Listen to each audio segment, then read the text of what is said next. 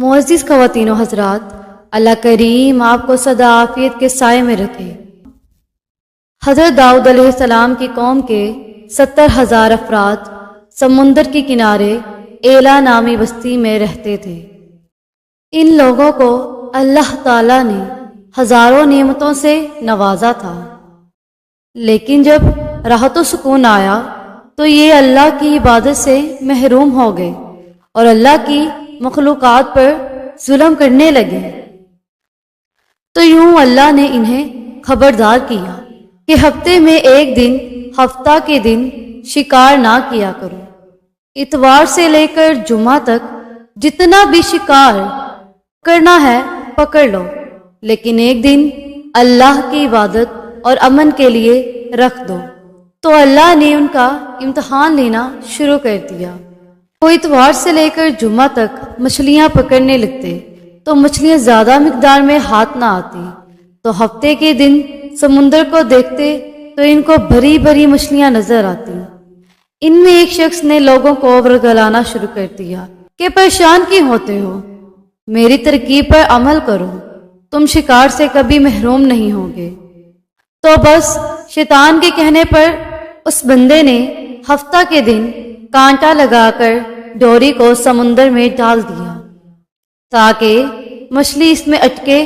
تو شیطان اسے کہنے لگا کہ تم اس کو اتوار کے دن نکال لینا، اور یوں ہفتے کی حرمت بھی باقی رہے گی اور تمہارا شکار بھی ہو جائے گا۔ تو بس شیطان کی ترکیب بتائی ہوئی ہفتے کے دن مچھلی پھنستی اور وہ اتوار کے دن نکالتا اور خوشی سے کھاتا۔ جب آس پاس کے لوگوں نے پوچھا تو ان کو بھی یہ ترکیب بتانے لگا، اور یوں کچھ لوگ ہفتے کے دن جال پھینکتے، اتوار کے دن نکالتے، اور کچھ نہیں تو سمندر میں سے نالیاں بنا کے چھوٹے چھوٹے سے تالاب بنا دیے، گڈھے بنا دیے، تاکہ ہفتے کے دن جیسے ہی مچھلیاں یہاں سے گزریں تو ان تالاب میں پھنس جائیں، اور یوں سوچتے کہ ہم ان کو اتوار کے دن نکال کر مچھلیوں کو پکا کر کھائیں گے۔ اس گاؤں میں کچھ اللہ کے خاص بندے بھی موجود تھے جو کہنے لگے، اے لوگو، اللہ نے ہمیں ہفتے کے دن شکار کرنے سے منع فرمایا ہے۔ یہ جو تم جال پھینکتے ہو، چھوٹے چھوٹے تالاب بناتے ہو، ان میں ہفتے کے دن مچھلیاں پھنستی ہیں، تو یہ شکار ہفتے کے دن کا ہوگا۔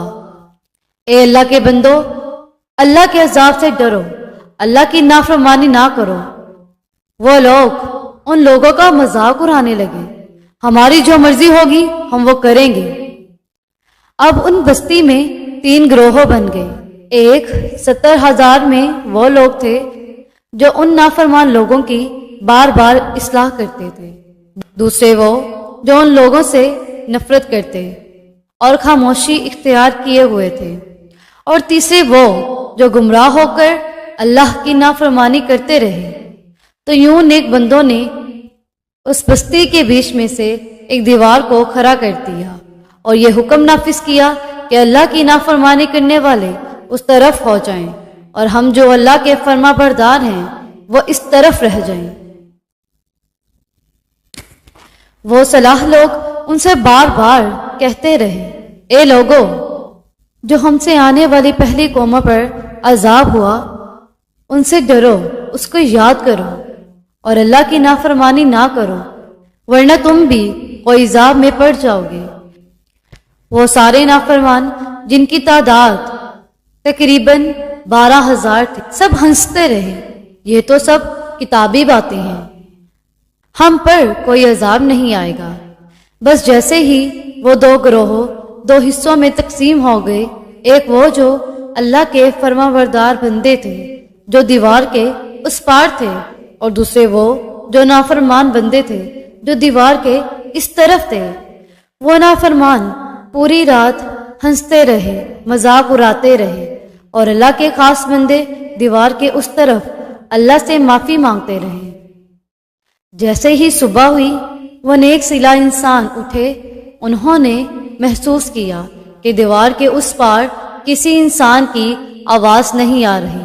جیسے ہی دیوار کے اس طرف چڑھ کر دیکھنے لگے، سارے کے سارے وہ لوگ بندر کی شکل میں تبدیل ہو چکے تھے اور بندروں کی حرکتوں کو انجام دے رہے تھے۔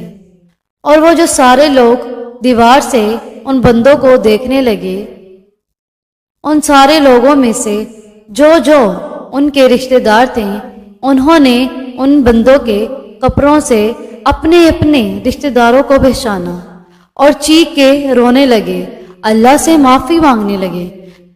لیکن اللہ کا عذاب جب آتا ہے تو وہ ہو کے رہتا ہے۔ وہ 12,000 لوگ جو بندر بن چکے تھے کچھ بھی کھا پی نہیں رہے تھے، اور یوں 3 دن بعد وہ اس عذاب میں آ کر مر گئے۔ بے شک اللہ ان بندوں کو کبھی معاف نہیں کرتا جو اللہ کی نافرمانی کرتے ہیں۔ اے اللہ، ہم سب کو اپنا فرمانبردار بندہ بنا اور ایسا بنا جیسا تو چاہتا ہے۔ آمین ثم آمین۔ آئی ہوپ کہ آپ کو میری آج کی ویڈیو پسند آئے گی۔ اگر آپ کو میری ویڈیو پسند آئی تو اس کو زیادہ سے زیادہ شیئر کیجئے، میرے چینل کو سبسکرائب کیجئے تاکہ ہماری نئی آنے والی اسلامک ویڈیوز آپ کے پاس بر وقت پہنچ سکے۔